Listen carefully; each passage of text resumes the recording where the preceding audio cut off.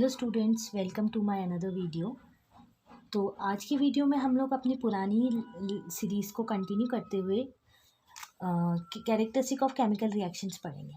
तो जैसे कि कल मैंने आपको बताया था अपनी पुरानी वीडियो में कि हम रिएक्टेंट्स क्या होते हैं, प्रोडक्ट क्या होते हैं, केमिकल रिएक्शंस कैसे पार्ट होती है, तो उसी के आगे हम लोग आज स्टार्ट करते हैं कैरेक्टरिस्टिक ऑफ केमिकल रिएक्शंस। अब कोई भी रिएक्शन होती है तो जनरली उसमें हमें कुछ टर्म्स देखने को मिलते हैं जिससे हमें पता चलता है कि ये रिएक्शंस आगे प्रोसीड हो रखी हैं या फिर इससे कोई नया प्रोडक्ट बना है। तो उनमें से सबसे पहले होता है एक इवोल्यूशन ऑफ गैस। तो इवोल्यूशन ऑफ गैस में हम लोग सबसे पहले देखेंगे कि जैसे कि हम कोई रिएक्शन होती है तो कोई भी केमिकल रिएक्शन होती है उसमें हम किसी मेटल की रिएक्शन जब हम किसी एसिड्स के साथ करवाते हैं तो वो गैस इवॉल्व करते हैं, मतलब गैस को अपने बाहर निकाल देते हैं, वेपर के फॉर्म में भी निकालते हैं जनरली। तो जैसे क्या होता है व्हेन जिंक रिएक्ट, तो मैंने यहाँ पर एक एग्जांपल लिया है। तो क्या होता है कि when zinc react with dilute sulfuric acids it form salt and evolve और evolution of gas take place। तो वो क्या करता है कि जब जिंक की रिएक्शन हम लोग एक सल्फ्यूरिक एसिड के साथ करते हैं दैट इज H2SO4, तो हमारा ये बना लेता है जिंक सल्फेट, एक कंपाउंड बना लेता है और हाइड्रोजन गैस को बाहर इवॉल्व कर लेता है। और फिर इसी के बाद हमारा दूसरा चीज़ होती है चेंज इन कलर। तो कोई भी रिएक्शन होती है तो उसमें हम देखते हैं कि कोई कलर हो इसमें कैसे कोई रिएक्शन का कलर, मतलब जो प्रोडक्ट बन रहा है उसका कलर जो होता है वो रिएक्टेंट से चेंज हो रहा है कि नहीं हो रहा है, तो वो देखते हैं। तो इसमें क्या होता है, इसमें भी मैंने एक एग्जांपल के तौर से ही आपको बता रखा है कि जब हम लोग क्या करते हैं when the chemical reaction with citric acid and pulper color of potassium permanganate solution is characterized by a change in color from purple to the colorless। तो क्या होता है कि जब हम लोग क्या करते हैं सिट्रिक एसिड की रिएक्शन जब हम लोग पर्पल कलर के पोटेशियम परमैंगनेट से करवाते हैं तो पर्पल कलर का पोटेशियम परमैंगनेट हमारा कलरलेस हो जाता है। तो मतलब उसका कलर पर्पल से चेंज होकर कलरलेस हो जाता है, मतलब कोई कलर नहीं रह पाता है।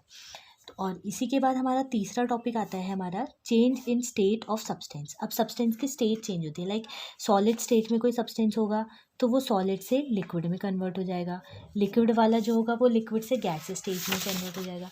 तो इसी के हिसाब से चेंज इन स्टेट में क्या होता है, चेंज इन स्टेट में हमारा ऐसा होता है कि the combination reaction of candle wax is characterise by the change in state from solid to liquid and gas. तो आप जनरली आपने देखा होगा, ये क्लास 5th-6th में पढ़ा होगा कि आप पढ़ते हो कि केमिकल चेंज क्या होता है, फिजिकल चेंज क्या होता है। तो इसी स्टेप से हम लोग पढ़ते हैं कि जब हम लोग कभी कैंडल को जलाते हैं तो आप लोगों ने नोटिस करा होगा कि कैंडल को बर्न करते हैं तो वो जो कैंडल की वैक्स होती है वो सॉलिड स्टेट में होती है, लेकिन उसको जलाने के बाद वो लिक्विड स्टेट में हो जाती है, कन्वर्ट मॉल्टन स्टेट में आ जाती है, लेकिन फिर थोड़ी देर बाद फिर से सॉलिड में चेंज हो जाती है। तो ये क्या हो रही है कि पहले लिक्विड हुई, नहीं पहले सॉलिड हुआ, सॉलिड से लिक्विड हो गया, तो स्टेट तो चेंज हुआ ही ना हमारा, एटलीस्ट 5 सेकंड के लिए या 10 सेकंड के लिए 1 मिनट के लिए हुआ, लेकिन स्टेट हमारी चेंज हो रही है। तो इसी को हम लोग बोलते हैं चेंज इन स्टेट। नेक्स्ट होता है हमारा change in temperature. Change in temperature में हम देखते हैं कि the chemical reaction between quick lime water to form slake lime is characterized by the change in temperature which is called rising temperature। आप लोगों ने जनरली देखा होगा घर पे, आप लोग कभी जब क्विक लाइम की रिएक्शन हम वाटर डाल देते हैं उसमें, तो उसमें क्या होता है गैस इवॉल्व होने लग जाती है और वो क्या हो जाता है ठंडे से गर्म होने लग जाता है, गर्म हो जाता है। तो इसी को हम लोग बोलते हैं चेंज इन टेम्परेचर। टेम्परेचर में रिएक्शन के क्विक लाइम का टेम्परेचर वाटर के साथ मिलाने पे वो स्लेक लाइम तो फॉर्म करता ही करता है, साथ में उसका जो टेम्परेचर होता है वो भी क्या हो जाता है, बढ़ने लग जाता है। हमारा लास्ट आता है फॉर्मेशन ऑफ पीपीटी। अब सब लोग कहेंगे कि ये पीपीटी होता क्या है, तो पीपीटी यहाँ पर एक प्रेसिपिटेट है। मैंने शॉर्टकट में पीपीटी इसलिए लिखा है, इसीलिए लिख दिया क्योंकि मैं बहुत आलसी हूँ इसलिए। तो पीपीटी का फुल फॉर्म जनरली प्रेसिपिटेट होता है। तो जनरली जैसे कोई ये टेस्ट ट्यूब होती है हमारी, तो आपने रिएक्शन में देखा होगा कि यहाँ पर जैसे कोई लिक्विड होता है और यहाँ पर जो इनसॉल्युबल पार्ट होता है जो रिएक्शन में नहीं घुल रहा होता है उसको हम लोग पीपीटी कह देते हैं, that is precipitate।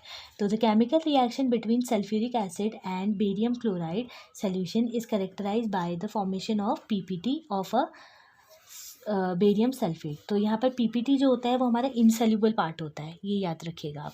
तो यहाँ पर देखिए मैंने रिएक्शन में बता रखा है कि बेरियम क्लोराइड की रिएक्शन जब हम सल्फ्यूरिक एसिड के संग करवाते हैं तो ये बेरियम सल्फेट बना लेता है और HCl बना लेता है। तो बेरियम सल्फेट का जनरली हमें पीपीटी मिलता है जो इनसॉल्युबल पार्ट होता है, बाकी HCl ये पूरा HCl होता है।